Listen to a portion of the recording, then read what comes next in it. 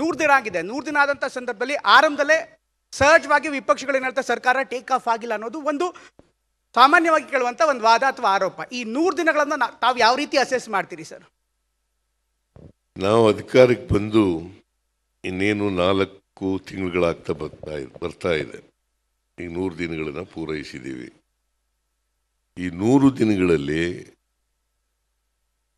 ನಾವು ಜನತೆಗೆ ಚುನಾವಣೆ ಪೂರ್ವದಲ್ಲಿ ಕೊಟ್ಟಿದ್ದಂಥ 5 ಗ್ಯಾರಂಟಿಗಳಲ್ಲಿ 4 ಗ್ಯಾರಂಟಿಗಳನ್ನು ಜಾರಿಗೆ ಕೊಟ್ಟಿದ್ದೀವಿ. ಅದರ ಜೊತೆಗೆ ಬೇರೆ ರೆಗ್ಯುಲರ್ ಪ್ರೋಗ್ರಾಮ್ಗಳನ್ನು ಕೂಡ ಜಾರಿ ಮಾಡ್ತಕ್ಕಂಥ ಪ್ರಯತ್ನವನ್ನು ಮಾಡಿದ್ದೀವಿ.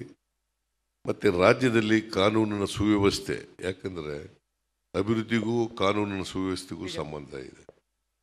ಸುವ್ಯವಸ್ಥೆ ಇದ್ದಾಗ ಮಾತ್ರ ಅಭಿವೃದ್ಧಿ ಆಗಲಿಕ್ಕೆ ಸಾಧ್ಯ ಆಗ್ತದೆ ರಾಜ್ಯ. ಅದರಿಂದ ಕಾನೂನು ಸುವ್ಯವಸ್ಥೆನೂ ಕೂಡ ಮಾಡಲಿಕ್ಕೆ ಪ್ರಾಮಾಣಿಕ ಪ್ರಯತ್ನವನ್ನು ಮಾಡ್ತಾ ಇದ್ದೀವಿ. ಸೊ ಒಟ್ಟಾರೆಯಾಗಿ 100 ದಿನಗಳು ನಾವು ಯಶಸ್ವಿಯಾಗಿ ಪೂರೈಸಿದ್ದೇವೆ ಅಂತೇಳಿ ನನಗೆ ಅನಿಸುತ್ತೆ. ಬಹುಶಃ ಜನಗಳ ಆಶೋತ್ತರಗಳಿಗೆ ಸ್ಪಂದಿಸ್ತಕ್ಕಂಥ ಪ್ರಾಮಾಣಿಕ ಪ್ರಯತ್ನವನ್ನು ಮಾಡಿದ್ದೀವಿ. ಸರ್, ಸಾಮಾನ್ಯವಾಗಿ ಏನು ಅಂದರೆ ಬಜೆಟ್ ಮಂಡಿಸುವಂಥವ್ರು ಜುಗ್ಗರಾಗಿರಬೇಕು ಅನ್ನುವಂಥ ಒಂದು ಮಾತಿದೆ. ಬಜೆಟ್ ಮಂಡಿಸುವಂಥವ್ರು ಜುಗ್ಗರಾಗಿರಬೇಕು ಅಂತ, ಅಷ್ಟು ಸುಲಭವಾಗಿ ದುಡ್ಡು ಬಿಡಬಾರ್ದು ಅಂತ. ಅದನ್ನು ನೀವು ಬಹಳಷ್ಟು ಸಂದರ್ಭಗಳಲ್ಲಿ ಸಾಬೀತು ಮಾಡಿದ್ದೀರಿ. ಯಾವುದಕ್ಕೆ ಎಷ್ಟು ಕೊಡಬೇಕೋ ಅಷ್ಟೇ ಕೊಟ್ಟಿದ್ದೀರಿ. ಆದರೆ ಈ ಬಾರಿ ನೀವು 5 ಘೋಷಣೆಗಳನ್ನು ಮಾಡೋದ್ರ ಮುಖಾಂತರ ಉದಾರವಾಗಿ ಕೊಡ್ತಾ ಇದ್ದೀರಿ. ತಾವು ಉದಾರವಾಗಿ ಹೆಂಗೆ ಸರಿದೂಗಿಸ್ತೀರಿ ಅಂತ? ಈಗ ಸರಿದೂಗಿಸೋದು ಅಂತಂದರೆ ಸ್ವಲ್ಪ ಟ್ಯಾಕ್ಸ್ಗಳನ್ನು ಕೆಲವು ಸಾಮಾನ್ಯ ಜನರಿಗೆ ತೊಂದರೆ ಆಗದ ರೀತಿಯಲ್ಲಿ ಹೆಚ್ಚು ಮಾಡ್ತಕ್ಕಂಥ ಪ್ರಯತ್ನ ಮಾಡಿದ್ದೀವಿ. ಈಗ ಲಿಕ್ಕರ್ನಲ್ಲಿ ಸ್ವಲ್ಪ ತೆರಿಗೆ ಹೆಚ್ಚು ಮಾಡಿದ್ದೀವಿ ಎಕ್ಸೈಸ್ ಡಿಪಾರ್ಟ್ಮೆಂಟ್ನಲ್ಲಿ. ಮತ್ತು 19ನೇ ಇಸ್ವಿಯಿಂದ ಈ ಭೂಮಿ ಪರಿಷ್ಕರಣೆ ಆಗಿರಲಿಲ್ಲ, ಹೌದು, ಅದನ್ನು ಕೂಡ ಸ್ವಲ್ಪ ಮಾಡ್ತಕ್ಕಂಥ ಕೆಲಸ ಮಾಡಿದ್ದೀವಿ. ಮತ್ತು ಅವ್ರಿಗೆಲ್ರಿಗೂ ಕೂಡ ಟಾರ್ಗೆಟನ್ನು ಮತ್ತೆ ಅಲೋಕೇಟ್ ಮಾಡಿ ಹೆಚ್ಚು ಟಾರ್ಗೆಟ್ಗಳನ್ನು ಕೊಡ್ತಕ್ಕಂಥ ಕೆಲಸ ಮಾಡಿದ್ದೀವಿ. ಸೊ ನಿನ್ನೆ ತೆರಿಗೆ ರಿವ್ಯೂ ಮಾಡಿದೆ, ನಾನು ತೆರಿಗೆ ಕೊಡ್ತಕ್ಕಂಥ ಇಲಾಖೆಗಳ ರಿವ್ಯೂ ಮಾಡಿದೆ. ಬಹುಶಃ ನಾವು ಸರಿದಾರಿನಲ್ಲಿ ನಾವು ಗುರಿ ತಲುಪಲಿಕ್ಕೆ ಏನು ಮಾಡಬೇಕು ಅದೆಲ್ಲ ನಾವು ಮಾಡ್ತಾ ಇದ್ದೀವಿ. ಸೊ ಹಾಗಾಗಿ ಬಸವರಾಜ ಬೊಮ್ಮಾಯಿ ಅವರು ಇಂದಿನ ಮುಖ್ಯಮಂತ್ರಿಗಳು ಮಂಡಿಸಿದಂಥ ಬಜೆಟ್ಟು 3,09,000 ಕೋಟಿ ಇತ್ತು. ನಾನು ಮಂಡಿಸಿದಂಥ ಬಜೆಟ್ 3,28,000 ಕೋಟಿ. 3,28,000. ಹಾಗಾಗಿ ಈ 5 ಗ್ಯಾರಂಟಿಗಳನ್ನು ಜಾರಿ ಮಾಡ್ತಕ್ಕಂಥ, ಅದಕ್ಕೆ ಅನುದಾನ ಒದಗಿಸ್ತಕ್ಕಂಥ, ಬೇರೆ ಕಾರ್ಯಕ್ರಮಗಳಿಗೂ ಕೂಡ ಅನುದಾನ ಒದಗಿಸ್ತಕ್ಕಂಥ ಪ್ರಾಮಾಣಿಕ ಪ್ರಯತ್ನವನ್ನು ಮಾಡಿದ್ದೀವಿ. ಮತ್ತು ರಾಜ್ಯ ಆರ್ಥಿಕವಾಗಿ ದಿವಾಳಿ ಆಗ್ತದೆ ಅಂತ ಏನು ನಮ್ಮ ಮೇಲೆ ಆರೋಪಗಳನ್ನು ಮಾಡ್ತಿದ್ರು, ಅದು ಕೂಡ ಇಲ್ಲದೇ ಇವತ್ತು ನಮ್ಮ ಆರ್ಥಿಕ ಶಿಸ್ತನ್ನು ಕಾಪಾಡಲಿಕ್ಕೆ ಎಲ್ಲ ರೀತಿಯ ಕ್ರಮಗಳನ್ನು. ಇಲ್ಲಿ ಪ್ರಶ್ನೆಗಳು ಬರುವಂಥದ್ದು, ಈ ಆಡದೆ ಮಾಡುವವನು ರೂಢಿಯೊಳಗುತ್ತಮನು ಅನ್ನುವಂಥ ಒಂದು ಮಾತಿದೆ. ಆಡಿ ಮಾಡುವವನು ಮಧ್ಯಮನು. ಸಾಮಾನ್ಯವಾಗಿ ಏನಾಗುತ್ತೆ ಅಂದರೆ ಸರ್, ಆಡಿಯೂ ಕೂಡ ಮಾಡಲ್ಲ ಅಂತ ಸ್ಥಿತಿ ಇದೆ. ಅಂಥದ್ರಲ್ಲಿ ತಾವು ಆಡಿದಿರಿ, ತಾವು ಮಾಡಿದಿರಿ. ಆದರೆ ಮುಂದಿನ ವರ್ಷಗಳಲ್ಲೂ ಕೂಡ ಇದೇ ಸ್ಥಿತಿ ಇರುತ್ತಾ, ಅಥವಾ ಆರಂಭದ ಮೊದಲ ವರ್ಷ ಮಾತ್ರ ಮೇಂಟೈನ್ ಮಾಡ್ತೀರಿ, ಅಥವಾ 2ನೇ 3ನೇ ವರ್ಷ ಏನಾದರೂ ತೊಂದರೆ ಆಗ್ಬೋದು? ಅದೆಲ್ಲವನ್ನೂ ಸರಿದೂಗಿಸ್ಲಿಕ್ಕೆ ಯಾವ ರೀತಿ ಪ್ರಯತ್ನಗಳಾಗ್ತವೆ? ನಮಗೆ 5 ವರ್ಷ ಅವಧಿ ಕೊಟ್ಟಿದ್ದಾರೆ ಜನ. ಈ 5 ವರ್ಷಗಳು ಕೂಡ ನಾವು ಏನೇನು ನಮ್ಮ ಪ್ರಣಾಳಿಕೆ ಮೂಲಕ ಭರವಸೆಗಳನ್ನು ಕೊಟ್ಟಿದ್ದೀವಿ, ಮುಖ್ಯವಾಗಿ 5 ಗ್ಯಾರಂಟಿಗಳನ್ನು ಕೊಟ್ಟಿದ್ದೀವಿ. 5 ವರ್ಷನೂ ಕೂಡ ಇವನ್ನು ಜಾರಿಗೆ ಕೊಡ್ತೀವಿ. 5 ವರ್ಷನೂ ಕೂಡ ಜನರಿಗೆ ತಲುಪಿಸ್ತಕ್ಕಂಥ ಕೆಲಸ ಮಾಡ್ತೀವಿ. ಅದರಲ್ಲಿ ಯಾವುದೇ ಅನುಮಾನ, ಸಂಶಯ ಇಟ್ಕೋಬೇಕಾದಂಥ ಅಗತ್ಯ ಇಲ್ಲ. ಸರ್, ಇದ್ರ ಜೊತೆಗೆ ಈಗ ರಾಜಕೀಯವಾಗಿ ಕೂಡ ಒಂದು ಮಾತು ಬರ್ತಾ ಇದೆ. ಇವತ್ತು ಆಕಳು ಕೊಟ್ರಿ, ನಾಳೆ ಆನೆ ಆಫರ್ ಮಾಡುವಂಥ ಪರಿಸ್ಥಿತಿ ಬರುತ್ತೆ. ಹೀಗಾಗಿ ಮುಂದಿನ ದಿನಗಳಲ್ಲಿ ಈ ರೀತಿ ಫ್ರೀ ಬೀಸ್ ಅನ್ನುವಂಥದ್ದೇನಿದೆ ರಾಜ್ಯದ ಬೊಕ್ಕಸಕ್ಕೆ ಅಥವಾ ಸರ್ಕಾರದ ಆಡಳಿತಕ್ಕೆ ಮುಂದಿನ ದಿನಗಳಲ್ಲಿ ದೊಡ್ಡ ಹೊರೆ ಆಗತ್ತೆ ಅನ್ನೋದಕ್ಕೆ ಏನು ಹೇಳ್ತೀವಿ? ಅದನ್ನೇ ನಾನು ಹೇಳಿದೆ, ಯೂನಿವರ್ಸಲ್ ಬೇಸಿಕ್ ಇನ್ಕಮ್ ಅಂತ ಯುರೋಪ್ನ ಉತ್ತರ ರಾಷ್ಟ್ರಗಳಿದಾವಲ್ಲ, ಅವು ಮಾಡ್ತವೆ.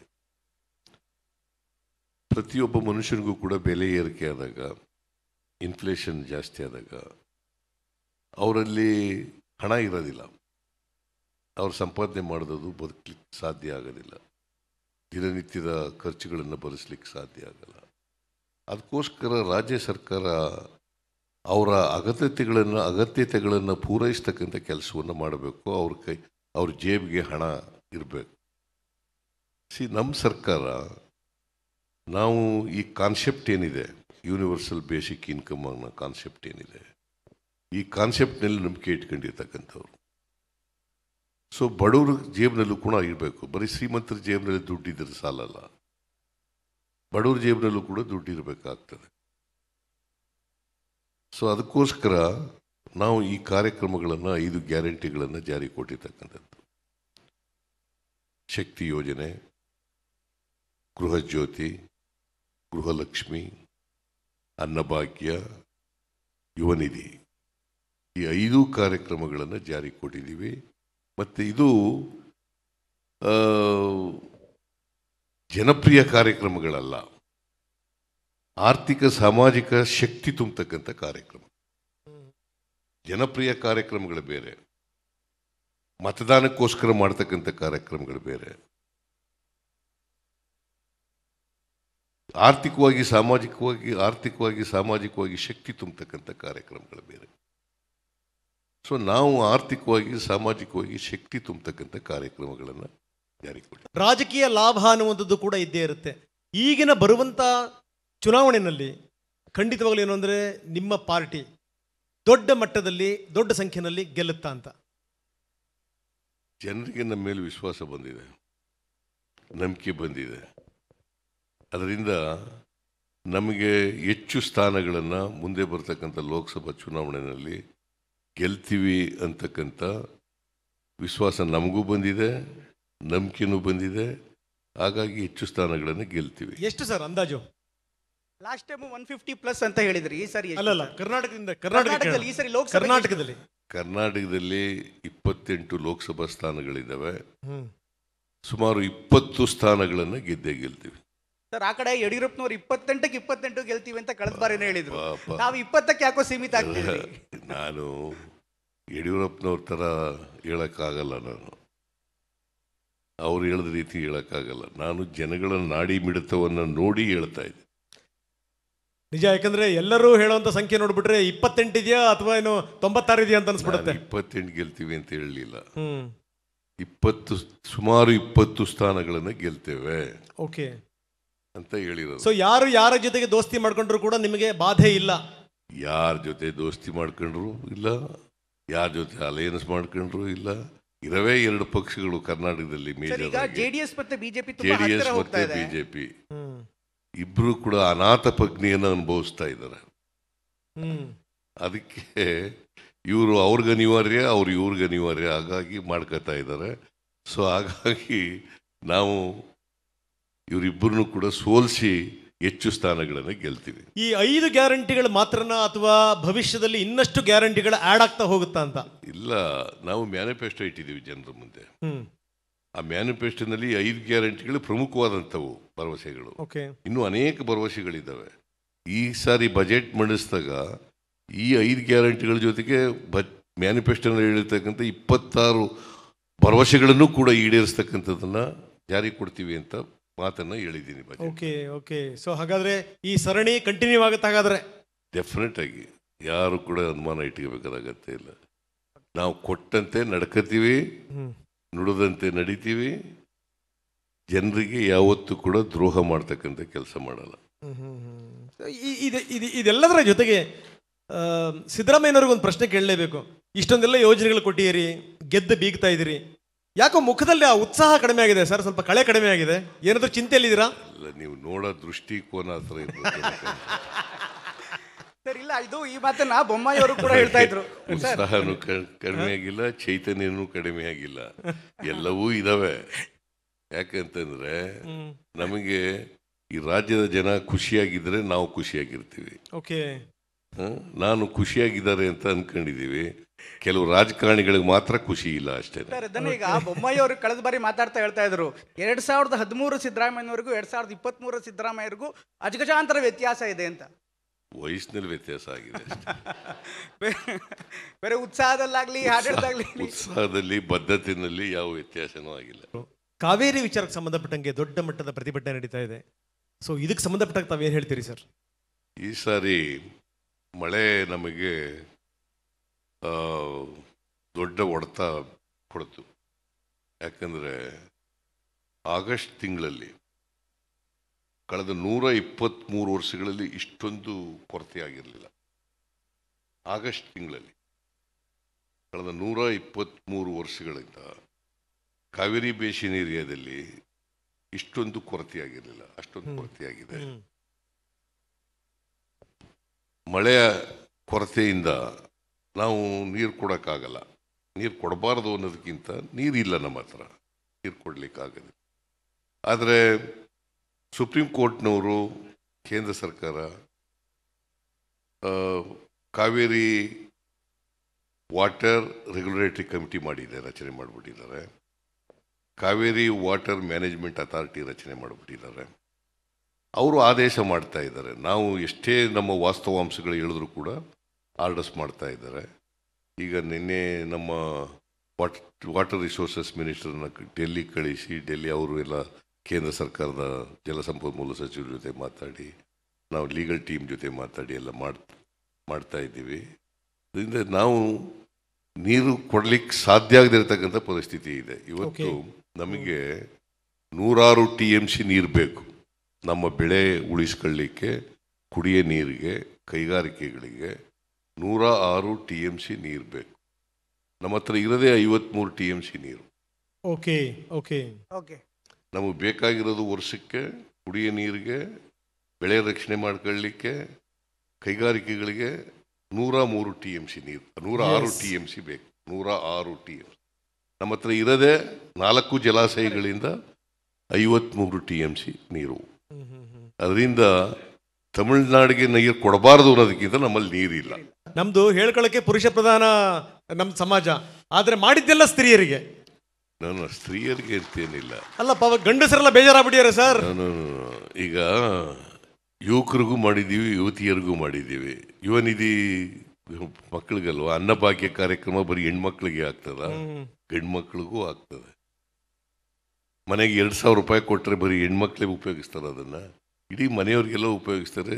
ಅವರು ಮಕ್ಕಳಿಗೆ ವಿದ್ಯೆ ಕಲಿಸ್ಲಿಕ್ಕೆ, ಬಟ್ಟೆ ತಗೊಡ್ಲಿಕ್ಕೆ, ಬೇರೆಲ್ಲ ಕಾರ್ಯಕ್ರಮಗಳಿಗೆ. ಈಗ ಏನಾಗ್ತದೆ ನೋಡಿ, ಹೆಣ್ಮಕ್ಳಿಗೆ ನಾವು ಶಕ್ತಿ ಯೋಜನೆ ಕಾರ್ಯಕ್ರಮ ಮಾಡಿದ್ದೀವಿ. ಎಲ್ಲ ಕಡೆ ದೇವಸ್ಥಾನಗಳಿಗೆ ಹೋಗ್ತಾರೆ, ಯಾತ್ರಾ ಸ್ಥಳಗಳಿಗೆ ಹೋಗ್ತಾರೆ, ಮತ್ತು ನೋಡ್ತಕ್ಕಂಥ ಸ್ಥಳಗಳಿಗೆಲ್ಲ ಹೋಗ್ತಾರೆ. ಅವರ ನೆಂಟರ ಮನೆಗಳಿಗೆ, ಸ್ನೇಹಿತರ ಮನೆಗಳಿಗೆ, ತವ್ರ ಮನೆಗಳಿಗೆಲ್ಲ ಹೋಗ್ತಾರೆ. ಈಗ ಏನಾಗಿದೆ ಅಂತಂದರೆ ಎಲ್ಲ ಕಡೆ ಆರ್ಥಿಕ ಚಟುವಟಿಕೆಗಳು ಜಾಸ್ತಿ ಆಗ್ತದೆ. ಈಗ ರಸ್ತೆನಲ್ಲಿ ಹೋಗುವಾಗ ಹೋಟ್ಲುಗಳಿರ್ತವೆ, ತಿಂಡಿ ತಿನ್ನಕ್ಕೆ ಹೋಗಲ್ವಾ, ದೇವಸ್ಥಾನಗಳಿಗೆ ಹೋಗ್ತಾರೆ, ಪಕ್ಕದಲ್ಲಿ ಬಿಸ್ನೆಸ್ ನಡೀತಾ ಇರ್ತದೆ, ಅಲ್ಲಿ ಹೋಗೋದಿಲ್ವಾ? ಸೊ ಆಮೇಲೆ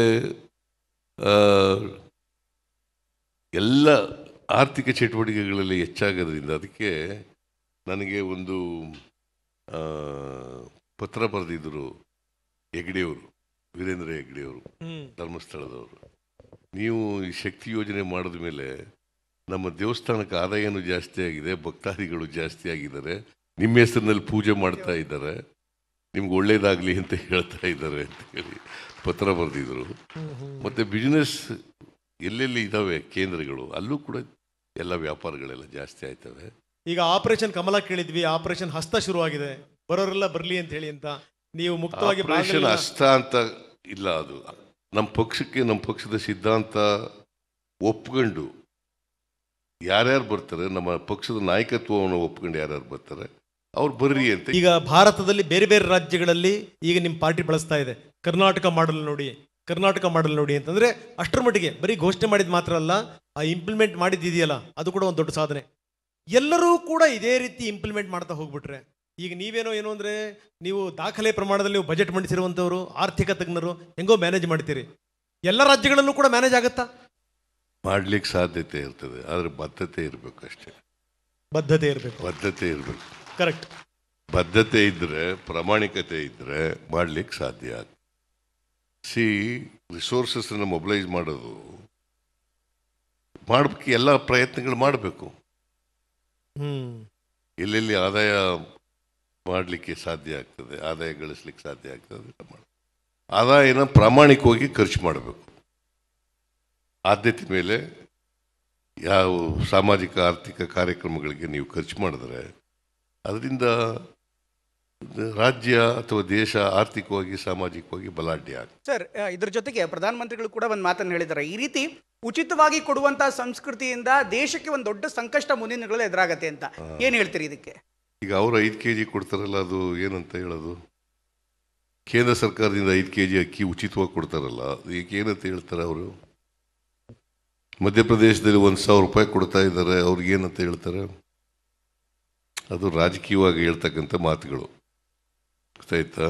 ಅದರಲ್ಲಿ ಯಾವುದೇ ದೇಶದ ಹಿತ ಆಗಲಿ ಸಮಾಜದ ಹಿತ ಆಗಲಿ ಇಲ್ಲ. ಓಕೆ, ಕರ್ನಾಟಕದಲ್ಲಿ ಹುಡಿದಂತ ಈ ಫ್ರೀ ಬೀಸ್ ಅಥವಾ ಈ ಉಚಿತ ಗ್ಯಾರಂಟಿಗಳಿದೆ, ಈಗ ರಾಷ್ಟ್ರ ಮಟ್ಟದಲ್ಲೂ ಕೂಡ ಒಂದು ದೊಡ್ಡದಾಗಿ ಸದ್ದು ಮಾಡ್ತಾ ಇದೆ. ಮುಂದಿನ ಲೋಕಸಭಾ ಚುನಾವಣೆ ಮೇಲೆ ಪ್ರಭಾವ ಬೀರುತ್ತಾ? ಇಲ್ಲಿಂದ ಹೊಸದಾದಂಥ ರಾಜಕೀಯ ಆರಂಭ ಆಗುತ್ತೆ ಅನ್ಸುತ್ತಾ? ಈ ರಾಜ್ಯದ ಜನ, ದೇಶಕ್ಕೆ ಸ್ವಾತಂತ್ರ್ಯ ಬಂದು 76 ವರ್ಷಗಳಾಯಿತು. ಪ್ರಜಾಪ್ರಭುತ್ವ ಬಲಾಢ್ಯವಾಗಿ ಬೆಳೀತಾ ಇದೆ. ಜನರು ಬುದ್ಧಿವಂತರಾಗ್ತಾ ಇದ್ದಾರೆ. ಜನರ ವಿವೇಚನೆ ಇದೆಯಲ್ಲ, ಅದ್ರ ಮುಂದೆ ಯಾರು ಏನು ಮಾಡೋಕ್ಕೆ ಸಾಧ್ಯ ಆಗಲ್ಲ. ಆ ವಿವೇಚನೆಯನ್ನು ಬಳಸಿ ಜನ ಅವ್ರದ್ದೇ ಆದಂಥ ತೀರ್ಮಾನಗಳನ್ನು ಮಾಡ್ತಾರೆ. ಇದನ್ನು ನಾವು ಗಮನದಲ್ಲಿ ಇಟ್ಕೋಬೇಕಾಗ್ತದೆ. ನಾವು ಜನರನ್ನು ದಾರಿ ತಪ್ಪಿಸ್ತೀವಿ, ದಡ್ಡರನ್ನಾಗಿ ಮಾಡ್ತೀವಿ ಅಂತಂದರೆ ನಾವೇ ಮೂರ್ಖರಾಗ್ಬಿಡ್ತೀವಿ. ಓಕೆ ಓಕೆ ಸರ್, ಕೊನೆ ಪ್ರಶ್ನೆ, ಸಂಕ್ಷಿಪ್ತ ಉತ್ತರ ಕೊಡಿ. ಈಗ ಆಪರೇಷನ್ ಕಮಲ ಕೇಳಿದ್ವಿ, ಆಪರೇಷನ್ ಹಸ್ತ ಶುರುವಾಗಿದೆ, ಬರೋರೆಲ್ಲ ಬರಲಿ ಅಂತ ಹೇಳಿ ಅಂತ ನೀವು ಮುಕ್ತವಾಗಿ. ಆಪರೇಷನ್ ಹಸ್ತ ಅಂತ ಇಲ್ಲ, ಅದು ಆಪರೇಷನ್ ಕಮಲ ಅಂತ ಕರೆದ್ರು, ನಾವೇನು ಕರೀನಿಲ್ಲ. ಮಾಧ್ಯಮದವರು ಅವರೆಲ್ಲ ಕರೆದ್ರು ಆಪರೇಷನ್ ಹಸ್ತ ಅಂತ. ಈಗ ನಮ್ಮ ಪಕ್ಷಕ್ಕೆ, ನಮ್ಮ ಪಕ್ಷದ ಸಿದ್ಧಾಂತ ಒಪ್ಕೊಂಡು ಯಾರ್ಯಾರು ಬರ್ತಾರೆ, ನಮ್ಮ ಪಕ್ಷದ ನಾಯಕತ್ವವನ್ನು ಒಪ್ಕೊಂಡು ಯಾರ್ಯಾರು ಬರ್ತಾರೆ ಅವ್ರು ಬರ್ರಿ ಅಂತ ಹೇಳಿದೀವಿ. Yes yes, thank you very much sir. Thank you. ಸಂದರ್ಭದಲ್ಲೂ ಕೂಡ ಬಂದ್ ಸಾಕಟ್ಟು ಮಾತಾಡಿದ್ರೆ